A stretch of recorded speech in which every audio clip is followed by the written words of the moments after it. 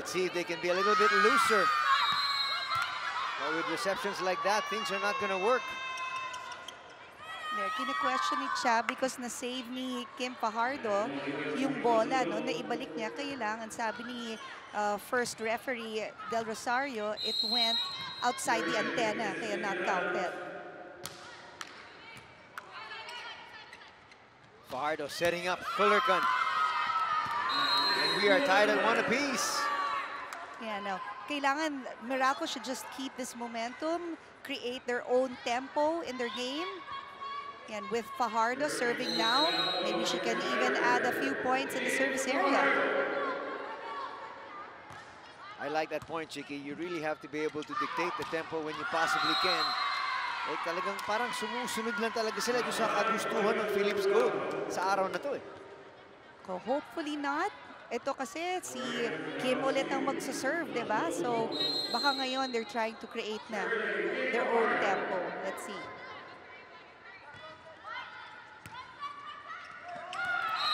That one is sent down. Dowd with 3 points. Si Dowd did that again.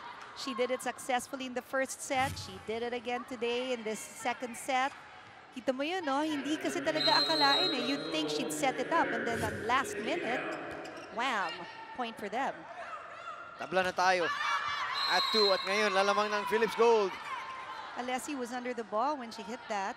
Kaya lumabas yung bola. You know, speaking of Dowd, if you'll notice her fingers, meron siyang neon pink na nail polish. It's because that's her ritual. Every game, it has to be neon pink. Kung Wow. kung wala dito sa Philippines, she'll ask her mom to send it over from the That's States. so? Yeah. Nails and toes. Fingers and toes, rather. Talagang ano, may superstition pala siya rito. Eh, sana nalaman ng Meralco yun. Sabi na siguro, pinatigil natin to sa customs. Para hindi pumasok yung nail polish na eh. Baka biglang swertehin tayo sa araw na to. And so far, swerte sila because ang ganda nung setup ni Dowd kay Olgard. And watch it again. Olgard is just so tall. She Yeah. hardly has to get up there. That's right. Reyes delivers. That was a good play. You'd think that that ball was going to go to Alessi since kaliwete siya. And then suddenly, si Mika Reyes pa rin pumalo.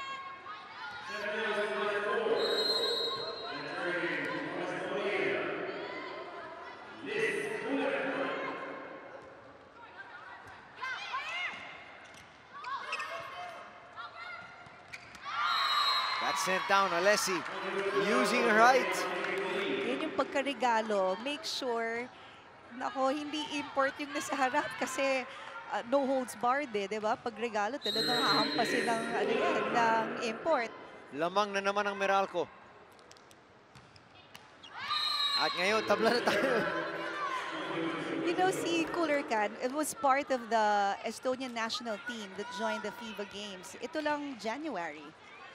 So she's in shape.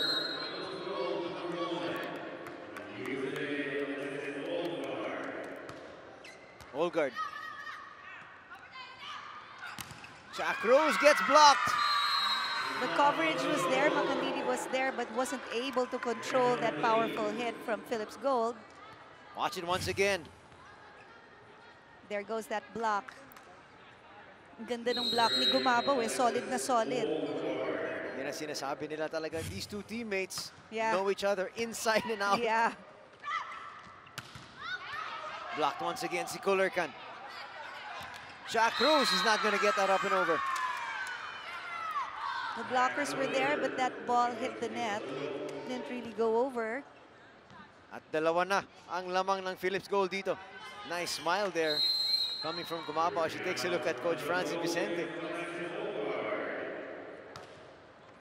Good serve from Olgard. Good reception. Good dig.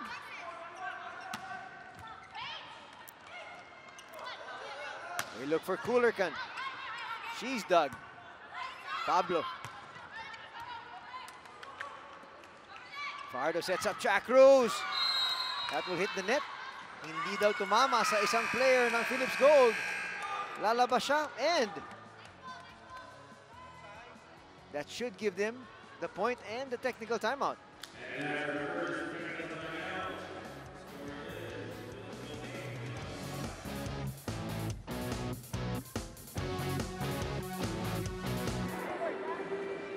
Eight to 5, balikan po natin yung huling play. Sabi ni Cha Cruz na tamaan. And it did look like it changed direction because it hit the top of the net. Right, there. Yung tape niya, no? At very quickly, tumingin si Michelle Gumabaw at sabi niya, wala akong natamaan because obviously you'll know if it hit you. Mararamdaman mo yun. That's right. Right now, si Cha Cruz is still trying to talk to our first referee regarding that.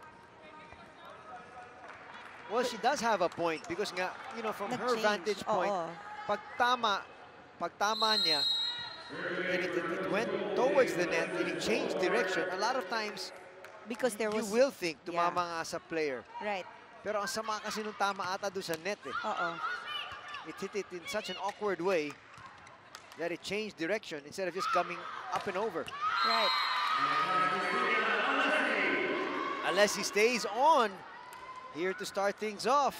And usually, di ba, pag second set, Coach Ramil asks Alessi to have a breather. But right now, yun nga ang sabi ni Coach Ramil, we'll see a lot of Alessi in this game. Which means the fans of Paning Mercado will have to wait to be Yeah. able to see her because yun talaga yung kapalitan niya eh. That's right. Kullerkan, that's not gonna work. Pasang-pasa yun. Oo, mataas. Todorovic, yes! It is a line ball. It hit zone 1 very clearly.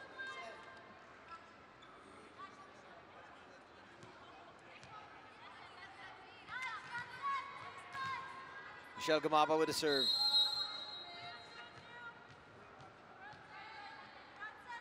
Michelle Gumabaw is really performing a good captain here for Philips Gold because yun nga yung sabi niya kanina, di ba? Hindi lang naman puro puntos ang criteria ng ng leader eh. So, yung kanya, she's encouraging her teammates, helping in the blocking, and that's also leadership. 9-7, Nika Reyes looking for an ace. Good save there, but ball goes out. Pablo couldn't get that over. Isa na lang ang hinahabol ng Meralco rito. Puntahan natin si Mitch. Anthony and Chicky, after 5 games, medyo nagkakapaan pangaraw ang Meralco Imports when it comes to their chemistry inside the court. That's why most of the instructions given by Coach Ramil throughout the huddles were really addressed to their imports, telling them to adjust their blocks and, of course, adjusting to the sets of Kim Fajardo. Nonetheless, Alessi and Kullerkan motivates them with positive words. We're doing fine, catch your breath, and keep the momentum on us. Back to you guys. Yun yung important, no? You meet halfway. The imports will adjust and then the locals will also adjust. Kasi mahirap din naman na kung 100% adjustment will come from the imports, di ba? To the system of Philippine volleyball. So dapat locals din nag-a-adjust. And so far, maganda naman yung pinapakita ng both, no? The imports and the locals. And to some extent, I guess, itong si Coach Ramil will have to tweak what he's doing a little bit more dahil, you know, yung kanyang styles. A lot of times, coaches, you know, want the players to adjust to the coach, but then in this instance, you know, maybe the coach might have to also try to adjust to his players. That's right. Pero kita mo, no? You know, we keep talking about the chemistry problems, we keep talking about the injuries of Alessi, but isa lang ang lamang ng Philips Gold dito. Yeah, and ngayon, tied na sila. That was a good back set there to Philips Gold Court from Kim Fajardo. For a squad that is looking for chemistry, for a squad that is looking to be cohesive, for a squad that is not playing at its optimum, ibiro mo, tabla sila rito. At ngayon, lamang na sila na isa. Yeah, and yun nga, di ba, yung sinabi natin sa pre-game, nag-develop itong team na to from getting beaten in 3 straight sets, umaangat na yung level of playing nila because they're beginning to gel na as a team. Again, looking back at that first game which you and I did over in the Alonte. province, sa Alonte, you know, they looked horrible. I mean, they, you know, there's really no two ways to look at it. Asama nung kanilang serbisyo, yung kanilang opensa hindi gumagana, and that's why they lost in 3 straight sets. But after that, just like what you keep mentioning, they are improving, and so it's a good sign para sa Meralco at doon sa kanilang mga fans. Oh yeah, definitely. Fajardo in a joust. Pablo just sends that over. Quick play. Nabasa. Cha Cruz just gets that up para maibalik lang. Pablo was blocked there. Kulerkan. Dadang sends it up. Pablo again. Oh, good movement there from Makadili. Wow, Fajardo scores. And it's not every day that you see a hitter, or I mean a setter, hit that ball and earn a point for your team. But nicely done by Fajardo. Para naman, beach volleyball player din to. So, she can hit the ball. And I think she'd like to be able to contribute dahil alam niya malaking kawalaan nung hindi nga siya nakapaglaro. The last time out. Yeah, and you know, itong si Kim Fajardo, salutatorian niya nung elementary. And then UST High School. And then now, of course, everybody knows, no, La Salle siya College. Tapos ngayon, nag-masters pa to in marketing and communication. Wow. Yeah. Well-rounded. Yes. Para naman yung dad niya is 6'4", basketball, plays basketball. The lola plays softball and baseball. And the mom was 5'9", and played volleyball. So talagang athletic family sila. Athletic family indeed. And she is using all those genes to good measure. Oh, yep. Dowd goes to Pablo. She's dug by Fajardo. Dowd sends up Gumabao. Gumabao sends that one long. Gumabao was kind of conscious of the line kasi you can't go beyond the line when you attack from the back line. So I think dun siya, medyo nailang siya kung nasa within the area of attack ba siya or nag-step ba siya. I think that was the one that bothered her with that hit. Tatlo na ang lamang ng Meralco rito. Good serve from Fajardo. Yun ang sayang. Dapat puntos na yun para sa Meralco. Pero sa tingin ko may halong gigil yung galing kay Baron. Oh, look at this. Yun, masyado niyang nababa agad yung kamay niya dun sa bola. Nakakagigil kasi ang ganda ng bigay ng Philips Gold That is sent down once again by Kulerkan. So bawi agad si Kulerkan and you can see her, talagang encouraging, di ba? Encouraging the team to keep going. And why not? They're 3 points ahead of Philips Gold.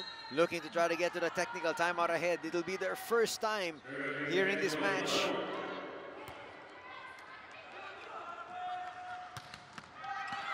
Todorovic is able to get that over. You know, I thought that ball was gonna be short because of the way she hit that ball. Pero talagang, alam niya yung tempo nung bola. Napasok pa niya yung bola and earned them a point. Myla Pablo with the serve. Umahabol sila rito. They go to Kulerkan once again. Liz delivers, and Liz brings them to this technical timeout. Lamang na sila ng tatlo at 16-13. Meralco with a 3-point advantage here. Can they get to the finish line? And you know, during that technical timeout, I heard Coach Ramil say to Mika Reyes, pasukan mo ng pasukan para kung maganda yung first ball, mabigyan agad ng middle. Kasi yung first option talaga is the middle hitter. Dapat mag-quick ka kagad para hindi pa prepared yung defense ng kalaban. So let's see kung may execute yun ng Meralco. Well, if they're able to execute that, ngayon na lamang pa sila. Yeah. And Kulerkan is on a roll. They just might be able to get the set here. Look at that dig there by Kulerkan. Olgard dug. Unless he sends that wide though. No, but they're going to say it's a touch. There was a touch, says the first referee. I think yung buhok ni Gohing. Let's see. Look at this replay. There goes the set. There goes the hit. Oh. Okay. Gohing was far from the ball. Well, from the vantage point of the first referee, you know, mas elevated siya. The ball was nearer, so let's give that to her as her decision. 5 na ang lamang ng Meralco rito.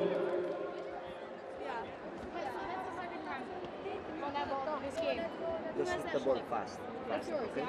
Okay, so you got it called so she can open up. Yeah. Either step in right away or get it out right away. Okay, we're good. Let's go, let's go, let's go. Hey, We'll get 1 point at a time. It's only 5. okay, but the thing is, it is only 5, but the way we're playing, okay, 5 can go by on their side, so we have to want it, okay? So be aggressive every single time. We got this. Let's go, Philips, let's go, Philips! Yun nga yung sabi ni, ni Coach Francis kanina, set the ball fast to Dowd. And then Dowd says, 5 points na nga yung difference sa puntos nila.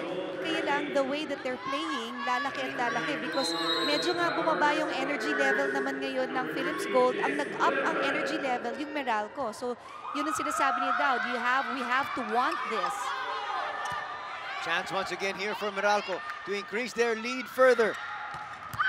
Alessi dug there by Gohing. Pablo sends that one out. At 6 na ang lamang dito ng Meralco.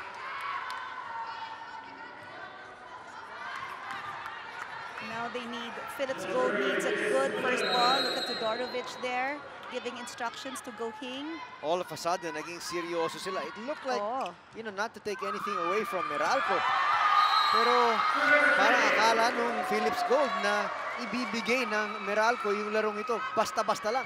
Oo, pero as we've seen in the past games of Meralco, yung mga panalo ng kalaban nila weren't really given in a silver platter. Talagang nahihirapan.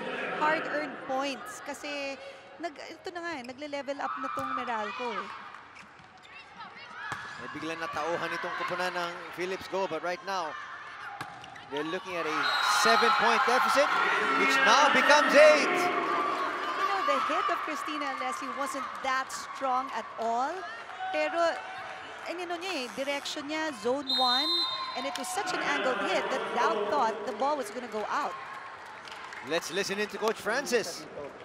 Puntahin mo siya. Sumisiksik siya doon kaya hindi ka makapunta kay Myla. The target of service is always Myla. So adjust.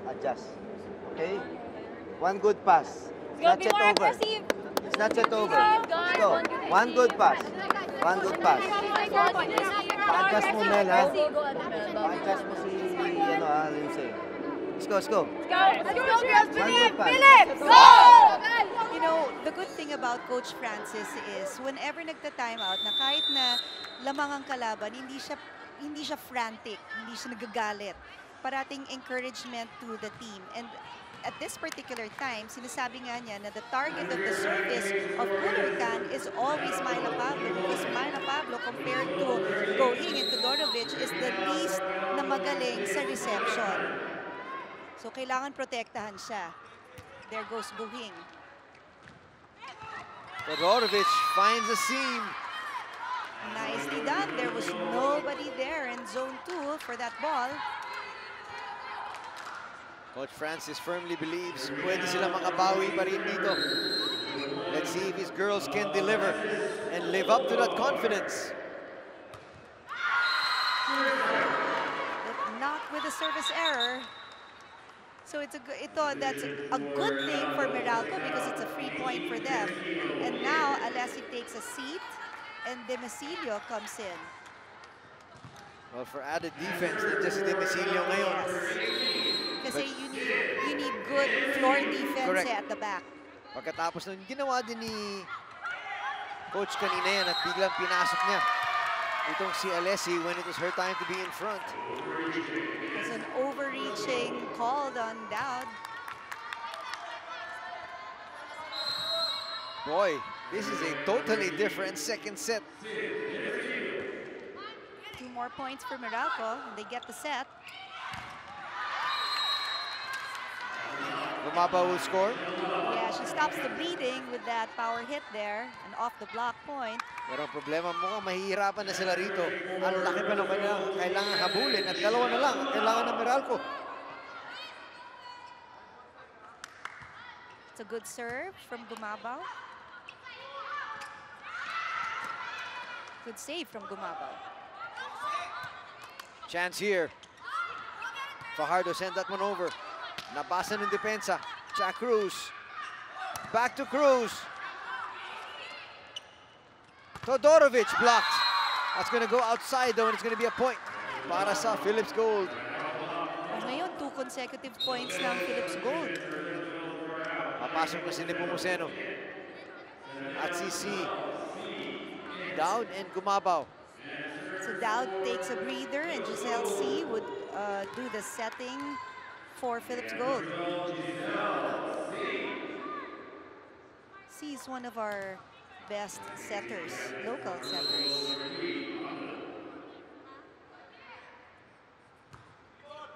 Good serve.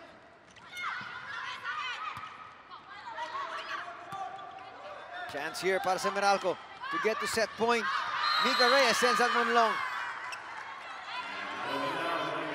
It would have been a good running hit there from Mika Reyes. Kailangan napalakas lang eh.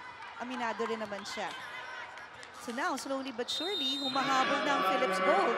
That's why Meralco calls for, or is it Philips Gold calls for timeout? Pakinggan natin si Coach Ramil. Saka front leg, huwag ka lagyan ng lagay dito. Itapon sa likod.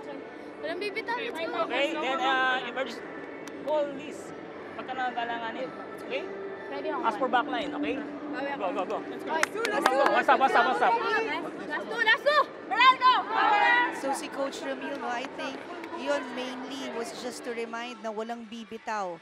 Kasi ito nga, ang Philips Gold humahabol na eh. Kaya dapat i-stop nila yung paghabol ng Philips Gold. One stop, which means stop them from being aggressive and turn it over. Sila naman ang maging aggressive. At the same time, Chiki, sa tingin ko, he wants to make sure na itong kupanan ng Philips Gold is not able to build any momentum. Because at this particular stage, I think Meralco should still be able to take this set. But at the same time, you don't want to give the other team some momentum to be able to take it to the third set. That's right. Pero kita mo, we're getting point after point after point. Yeah, and all because errors, unforced errors from Meralco. And that was a lifting violation called on Macandini.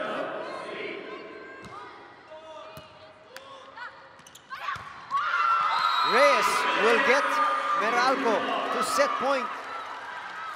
And now let's see. Can Meralco finish this? Look at that replay. It's a powerful running hit there. Good setup by Fajardo.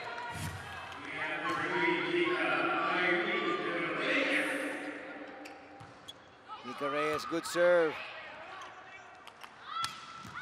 Todorovic is dug. They go to Todorovic again, and that one will stay inside. Alam mo, hinihingi ni Todorovic yung bola. Sinasabi niya kay Giselle C, bigay sa kanya eh. Because the first time, she was dug. So the second time, hinulog niya and nobody was there for that coverage. Kitang-kita eh kung yung gagawin ni Todorovic with her arm.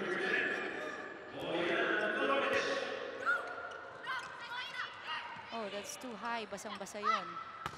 Pablo will score. But, you know, good effort there from Cooler Can. But if she had missed that ball, that probably would have gone out because it was high. Look at that replay. Plus, meron palang ano, dapat din pala talaga tinamaan niya yung bola, sinave niya yung bola because there was a touch from the blockers. Patikitin na. Let's go. Okay. Tapusin na natin to. Isang good receive doon. Isang good receive. Then exit. Hingi ng bola. Nice one. Next one. Love it. Lakas ng pasa. Nasa harap naman si Nick. Okay, nasa front end dito si... Sino sa position dito? Dito ka, Joy. Joy, Cha, Kim. Ako. Kim, front line ka. No. Please. Dito po ako. Sige, Spiles. So, pasukan mo ng big week dito. Tapos pasok ka na dito. Sinto na yan. Okay? Okay. Ha? Okay. Last ng backline, ha? Meralco, power! One pass. Well, in the start of that timeout, si Macandili was very passionate in saying, oh, kapit-kapit, 1 point na lang. Because may kita mo, no, excited sila to get this set. And according, there's a play there run by Coach Ramil na magkakaroon ng decoy. So let's see how that's gonna be executed. There goes They the go to decoy. Cruz. Cruz can't get that over. Cruz was blocked. Nabasa yung play nila. So at that time, hindi nag-work yung decoy.